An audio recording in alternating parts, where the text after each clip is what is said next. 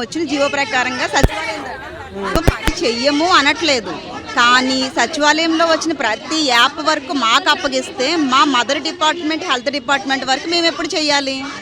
మరి health department వరకు చేయకపోతే మెడికల్ అండ్ హెల్త్ డిపార్ట్మెంట్ వాళ్ళు ఊరుకోవట్లేదు. మాకు కామన్గా వచ్చినటువంటి ఇమ్యునైజేషను, రెగ్యులర్గా వచ్చే యాప్స్, మాకు డైలీ వచ్చేటువంటి నెంబర్ ఆఫ్ యాప్స్ మాడిఫికేషన్స్ అన్నీ చేసుకుంటూ ఈ వర్క్ చేయమా? జీవో ప్రకారంగా డీడీఓ సెక్రటరీ వర్క్ చేయమంటారా? ఒక మనిషి 2 పనులు చేయలేరు కదా. మేము వచ్చింది mother and health department work చేయడానికి, జీవో సచివాలయం, డీడీఓ సెక్రటరీ మాకు.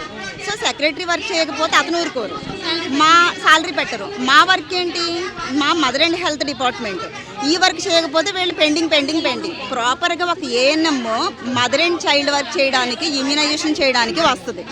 మా యొక్క మెయిన్ మదర్ అండ్ చైల్డ్ వరకు, ఇమ్యునైజేషన్ వరకు మేము మర్చిపోయి పెన్షన్ ఇవ్వడానికి, లేకపోతే ఇప్పుడు కొత్తగా వెరీ ట్రాన్స్పరెంట్ వర్క్ కోరుకుంటున్నారు ఏ ప్రభుత్వం అయినా. కానీ మేము చేయడానికి సిద్ధంగా ఉన్నాం, కానీ మేము ఎక్కడ చేయము, టైం లేదు. ఫస్ట్ అంటే మేము ఒక ఏఎన్సీ ఉంటుంది, హై రిస్క్ ఉంటుంది, డెలివరీ కేసు ఉంటుంది, అక్కడికి వెళ్ళమంటారా?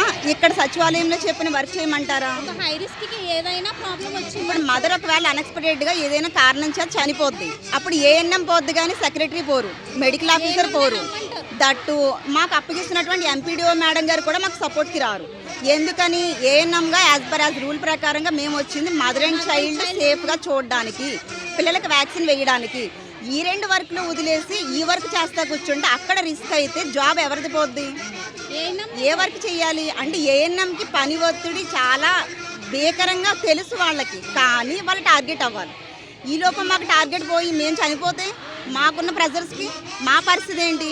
మేము పని చెయ్యమని చెప్పట్లా, కాకపోతే ఇందులో వర్క్ చేయాల్సింది clarity. Mother and child department work చేయమంటారా, లేదు రిక్రూట్మెంట్ వచ్చినటువంటి వర్క్ చేయమంటారా? ఏ వర్క్ అయినా మేము సిద్ధంగా ఉన్నాం, కానీ మాకు ఇక్కడ క్లారిటీ లేదు. ఆఫ్ వర్క్ ఇది, ఆఫ్ వర్క్ అది, ప్రాపర్ వర్క్ మేము ఏం చేయలేకపోతున్నాం. సో అది మా బాధ.